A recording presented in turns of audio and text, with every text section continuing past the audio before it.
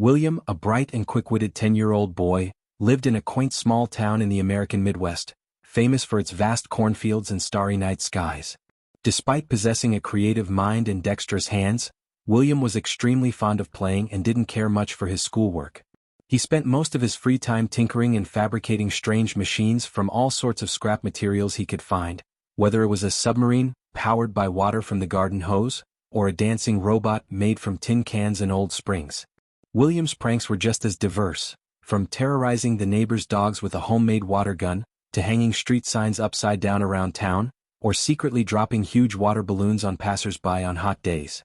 Every night, William would often lie stretched out on the lawn behind his house, gazing at the night sky twinkling with millions of stars.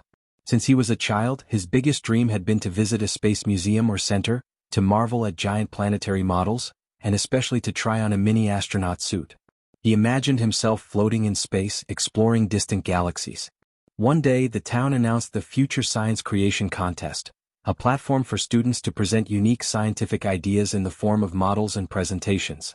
The prize was none other than an all-expenses-paid trip to the Griffith Observatory in Los Angeles, home to enormous telescopes and cosmology exhibits, along with a mini astronaut suit and a significant cash prize. When he heard about the prize, William's eyes lit up. This was his long-cherished dream. With immense excitement, William spent the first 3 days after registering planning his project, an interactive solar system model, where planets would move in their orbits and emit distinct sounds. He enthusiastically sketched, searched for materials, and even asked his parents for help buying some electronic components. He worked tirelessly, skipping even outings with friends.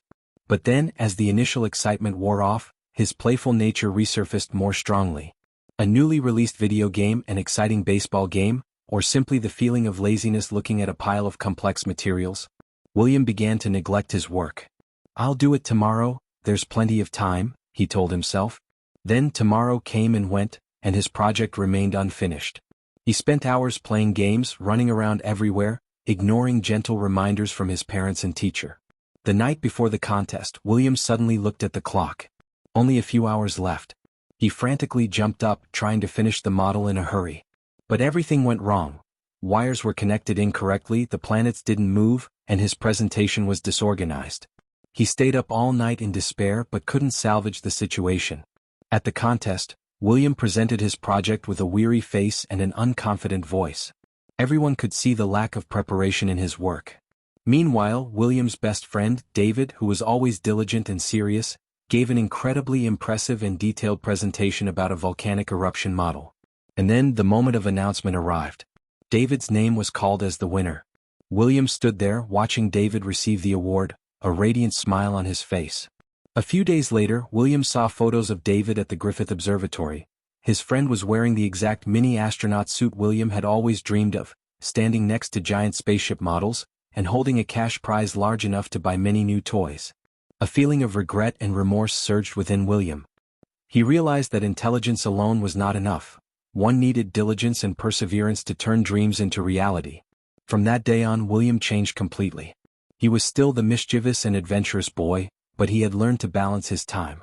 He set a clear schedule for his studies, no longer neglecting homework. His gaming hours were reduced, replaced by reading books, researching science, and completing the toys he had once abandoned. William no longer sat idle before tasks that needed to be completed. He had learned a valuable lesson about the worth of effort, and from then on, William became a diligent, persistent boy, ready to face any challenge to pursue his bigger dreams.